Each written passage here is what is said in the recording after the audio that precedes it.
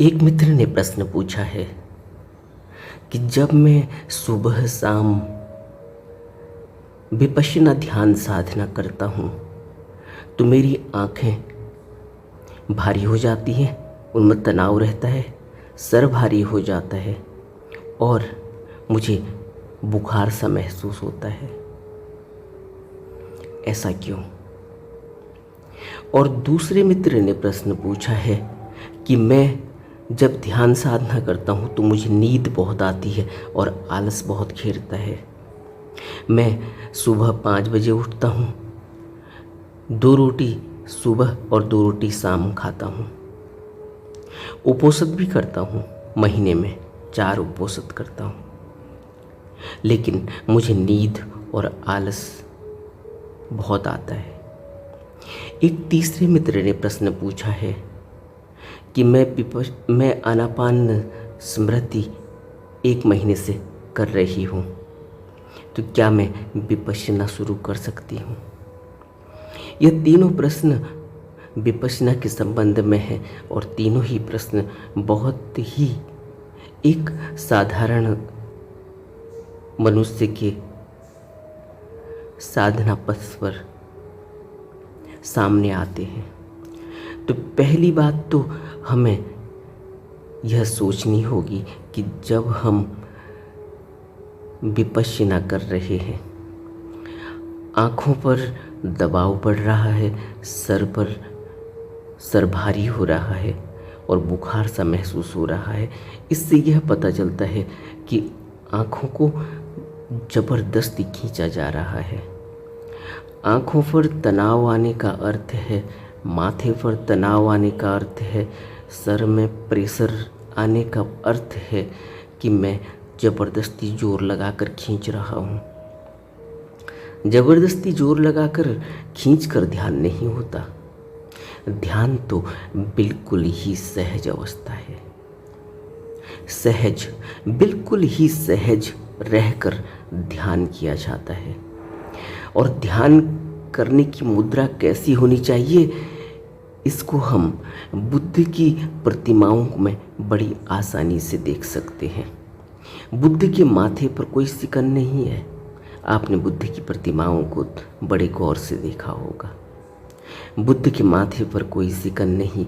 बुद्ध के चेहरे पर एक शांति है, एक अलौकिक शांति, और चेहरे में शांति के साथ साथ आनंद और उत्सव भी है, उमंग है। उसमें एक मुस्कुराहट है, उसमें एक परम शांति और खुशी है। कभी आपने महसूस किया होगा प्रतिमाओं को देखकर। और बुद्ध उन प्रतिमाओं में कहीं भी अकड़ कर नहीं बैठे हैं। कहीं भी कोई जोर न तो माथे पर है, न सर पर है और न शरीर के किसी अंग पर, रीढ़ की हड्डी पर, पीठ पर। बिल्कुल ही सहज तरीके से बैठना है। जहाँ तक आँखों का संबंध है, जब हम नींद के लिए आंखें बंद करते हैं, रात में सोते हैं, आंखें बंद करते हैं, तो क्या हम आंखों को खींचकर बंद करते हैं? क्या हम आंखों को जोर से भींचकर बंद करते हैं? क्या हम तनाव माथे पर सिकन लेकर आंखों को बंद करते हैं और सोते हैं? नहीं, हम बिल्कुल ही सहज तरीके से आंख बंद करते हैं और नींद में चले जाते हैं। ठीक इसी प्रकार हमें इतने ही सहज तरीके से अपनी आँखों को बंद करना है। आँखों पर बिल्कुल भी जोर नहीं डालना। अगर आँखों पर जोर डाला गया तो माथे पर तनाव होगा, माथे पर जोर आएगा और सर में दर्द हो जाएगा और धीरे धीरे हमारी सर की नसें तनाव से भर जाएंगी। और यह भी हम जानते हैं कि शरीर के किसी भी अंग में अगर कोई दबाव हो, कोई तनाव हो, कोई परेशानी हो तो फिर बुखार आ जाना स्वाभाविक है। बुखार ऐसा नहीं है कि बुखार कुछ अलग से कोई बीमारी है। बुखार तो हमें आगाह करने का एक शरीर का एक नेचुरल मैकेनिज़्म है जो यह बताता है कि शरीर में कहीं कोई परेशानी पैदा हुई है। चाहे कोई वायरस शरीर में आ गया हो, चाहे कोई बैक्टीरिया शरीर में आ गया हो, चाहे शरीर में कोई तनाव हो गया हो, चाहे शरीर में कोई चोट लग गई हो जिसकी वजह से कहीं कोई घाव हो गया। जहाँ भी शरीर में कोई टूट फूट हो रही है, जहाँ भी शरीर में कोई भी बाहरी तत्व आ गए हैं जिनकी वजह से शरीर में कोई रुकावट, उसके नेचुरल ग्रोथ में, नेचुरल मैकेनिज़्म में, नेचुरल फंक्शनिंग में कोई प्रॉब्लम हो रही हो, तुरंत ही बुखार यह बताता है कि शरीर में कोई परेशानी हो रही है। बाकी बुखार का कोई संबंध ऐसा नहीं है कि वो ध्यान साधना करने से कोई बुखार आ रहा है। बुखार आ रहा है तनाव से, बुखार आ रहा है सर के भारीपन से, बुखार आ रहा है आँखों में प्रेशर डाल दिया है। तो इस बात का ध्यान रखना चाहिए कि हम ध्यान बिल्कुल ही सहज अवस्था में बैठकर करते हैं और ध्यान का उद्देश्य है परम शांति, मानसिक खुशी, शारीरिक खुशी और एक बहुत ही उत्साह और उमंग का समय, जब हम अपने एकांत में बैठकर अपने ही दर्शन कर रहे होते हैं, अंदर अपने ही को जानने की कोशिश करते हैं, अपने मन को समझने की कोशिश करते हैं, अपने शरीर को समझने की कोशिश करते हैं, शरीर के फंक्शंस को समझने की कोशिश करते हैं, किस तरह से वेदनाएं उठ रही हैं, दुख उठ रहे हैं, सुख उठ रहा है, उन सब को समझने की कोशिश करते हैं। शरीर से शुरू करते हैं, फिर चित्त में बढ़ते हैं और धीरे धीरे चित्त को निर्मल करते हुए हम उस अमृत तत्व को अपने अंदर खोजते हैं, जिसको बुद्ध ने कहा कि अमृत तत्व एक ऐसी खिड़की है जो अंदर ही है, जो कभी खुली नहीं। इसलिए यह जो पहला प्रश्न है, इस संबंध में हमें ध्यान के समय जरूर सावधानी बरतनी चाहिए कि कहीं भी कोई भी प्रेशर, कोई भी तनाव शरीर में ना हो।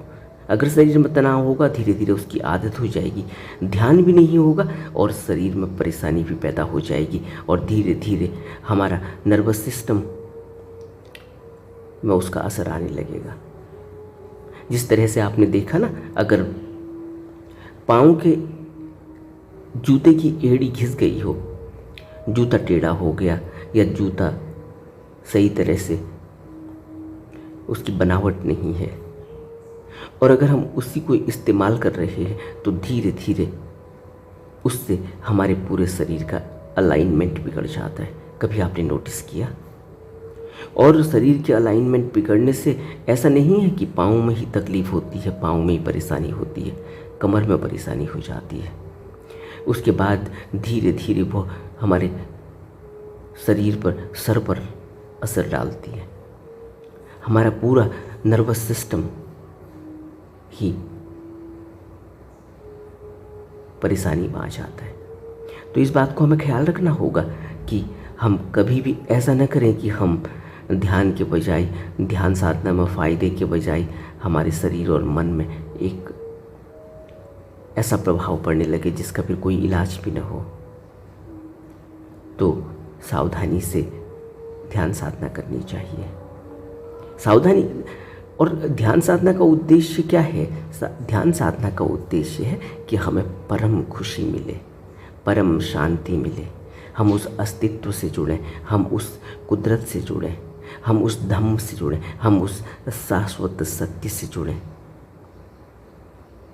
और उसके लिए हमें कोई ज़रूरत से ज़्यादा जोर लगाने की ज़रूरत नहीं, जोर लगाने की ही ज़रूरत नहीं, जोर ज़बरदस्ती से नहीं पा सकते हम ध्यान को। ध्यान तो एक सहज घटना है जिसका संबंध हमारे मन में उठ रहे विचारों, हमारे संस्कारों, हमारे कर्मों और हमारे रोज की दिनचर्या से है। इसलिए इस बारे में हमें अच्छे से समझना चाहिए। दूसरा प्रश्न, जो कि हमें नींद बहुत आती है और आलस बहुत घेरता है। बुद्ध ने कहा कि साधु आलस नहीं करता, साधु आलसी नहीं होता। अगर साधु आलसी हो गया तो फिर वो साधु नहीं। और भिक्षु भोजन की मात्रा जानने वाला होता है, कितना खाना है, कब खाना है, क्या खाने की ज़रूरत है, क्या खाने की ज़रूरत नहीं है, समय खाने का है नहीं है, इन सभी बातों का एक भिक्षु ख्याल रखता है। क्यों? क्योंकि भिक्षु का मुख्य उद्देश्य है ध्यान। क्योंकि बुद्ध कुलपुत्र कहते हैं, कुलपुत्र जब घर से निकलता है तो वो अपनी मुक्ति के लिए निकलता है, निर्वाण के लिए निकलता है। और जब हम गृहस्थ साधक साधना पथ पर चलते हैं तो हमें भी अपने को किसी भिक्षु और किसी साधक से कम नहीं समझना चाहिए। क्योंकि बुद्ध ने मध्य मार्ग के संबंध में कहा कि मध्य मार्ग से भी मुक्ति पाई जा सकती है, बशर्ते कि गृहस्थ परिवारजक नियम में रहकर, शील के नियमों का पालन करके और आर्य अष्टांगिक मार्ग पर चलकर निर्वाण और मुक्ति को पा सकता है। इसलिए अगर हमें नींद अगर हमें घेर रही है तो हमें कहीं ना कहीं अपने डेली रूटीन की तरफ देखना होगा। हमारे डेली रूटीन क्या है, हम कितने बजे सोते हैं, कितने बजे उठते हैं, हम क्या खाते हैं, इसका भी बहुत बड़ा प्रभाव हमारी नींद और हमारी साधना पर पड़ता है। अगर हम उत्तेजक पदार्थों का सेवन करेंगे, अगर हम उत्तेजना से ग्रसित भोजन को लेंगे, अगर हम बेवक्त भोजन लेंगे, अगर हम बासी भोजन लेंगे और अगर हम ऐसा भोजन लेंगे जिसमें जो गरिष्ठ है, तो फिर उसका प्रभाव हमारे मन और हमारे शरीर पर पड़ेगा।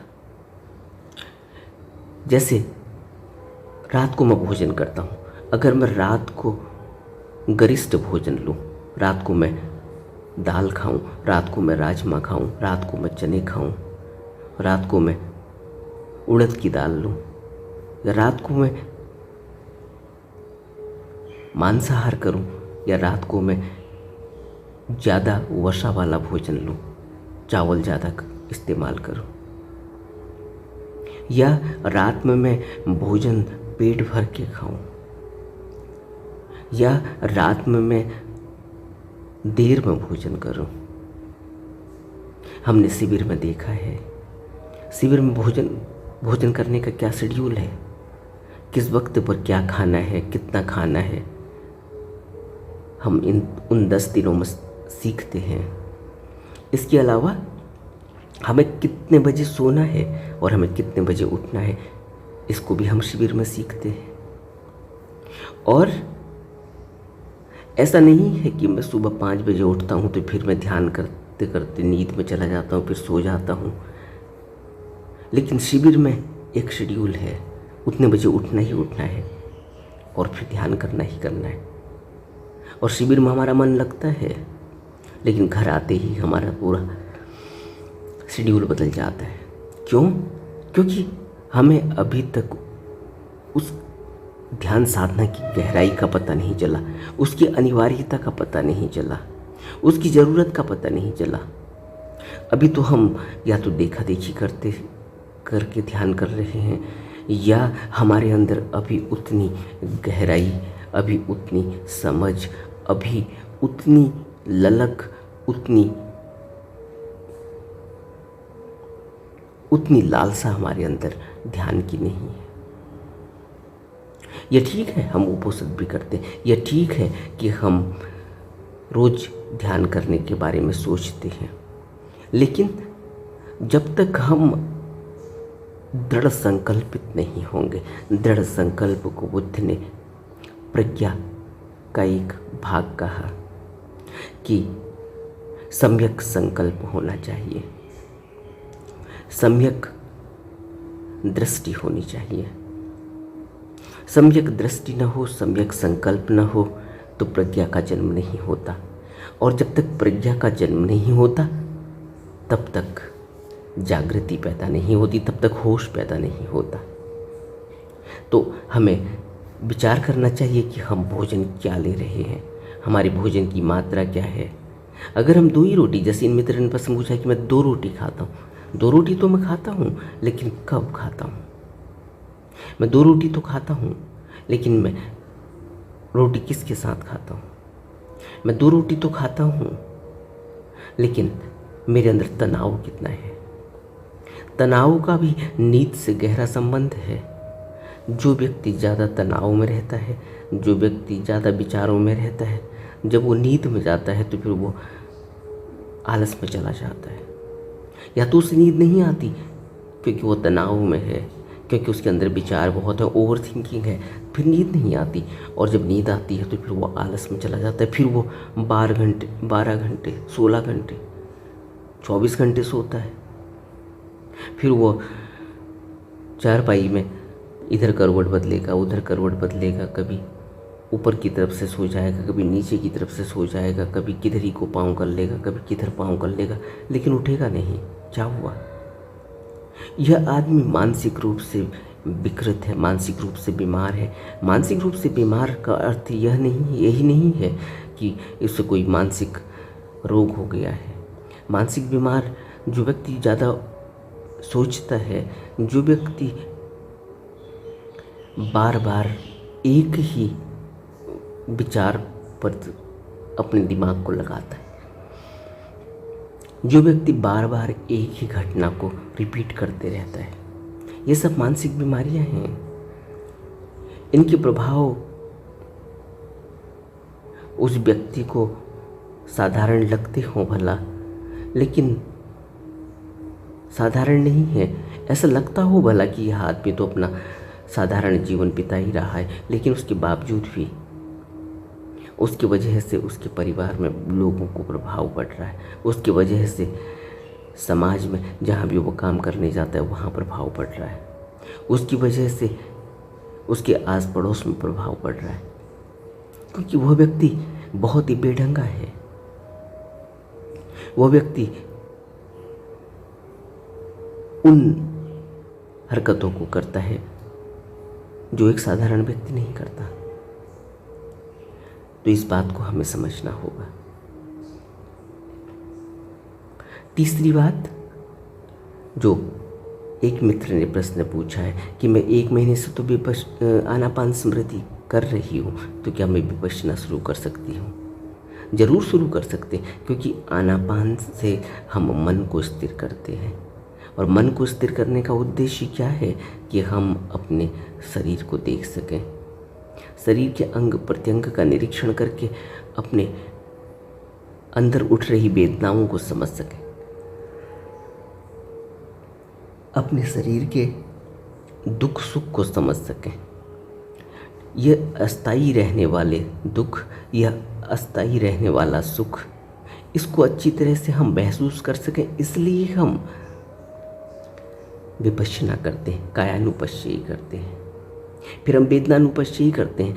इससे हमें यह अच्छी तरह से गहरा आभास हो जाता है कि समस्त वेदनाएं बहुत ही कम समय के लिए होती हैं, और वह वेदनाएं टूटती फूटती रहती हैं।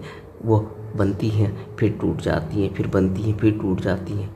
वह उनका कोई स्थायी लक्षण नहीं है, और स्थायी नहीं होने की वजह से उन पर बहुत ज़्यादा ध्यान देना, उनकी वजह से अपने वक्त को बर्बाद करना मूर्खता ही है। इसी तरह से चित्तानुपश्ययी में हम अपने चित्त को देखते, चित्त में उठ रहे विचारों को, भावनाओं को, वेदनाओं को, तरंगों को देखते हैं। और जब हम चित्तानुपश्ययी में ये सब देखते हैं तो हमें एहसास होता है कि ये सभी विचार, ये सभी भावनाएं, वेदनाएं, तरंग टेम्परेरी हैं, अनित्य हैं, इनकी कोई वास्तविकता नहीं है। इस बोध से ही हम शाश्वत सत्य की तरफ अपने को अडिग करते हैं, और धर्म धर्मानुपश्चयी, जिसमें हम अपनी विशेषताओं को देखते हैं, अपनी आदतों को देखते हैं, अपने प्रभावों को देखते हैं जो मन पर पड़े हुए हैं, और सिर्फ देखते हैं, देखने से ही वो प्रभाव ढीले पड़ने लगते, देखने से ही वो संस्कार ढीले पड़ने लगते, देखने से ही हमें अपनी आदतों का पता चलता है और वो आदतें छूटने लगती हैं। तो यह सब हम विपश्यना में करते हैं। इसलिए आनापान स्मृति अगर हम कर रहे हैं, आनापान स्मृति के अभ्यास से अगर हमारे अंदर थोड़ा सा भी होश बढ़ा है, तो फिर विपश्यना को शुरू करना ही चाहिए। विपश्यना करने से हमें और होश बढ़ेगा, विपश्यना करने से हमें और शांति घटित होगी, विपश्यना करने से हमें शरीर की वास्तविकता का पता चलेगा, विचारों की वास्तविकता का पता चलेगा, अपने रिश्ते नातों का पता चलेगा, और यह भी पता चलेगा कि यहाँ कुछ भी नित्य नहीं है, सब कुछ ही अनित्य है। और फिर हम नित्य की तरफ अपने जीवन को बढ़ाते चले जाएंगे। इसलिए विपश्यना करते समय यह सभी सावधानियों को हमें ज़रूर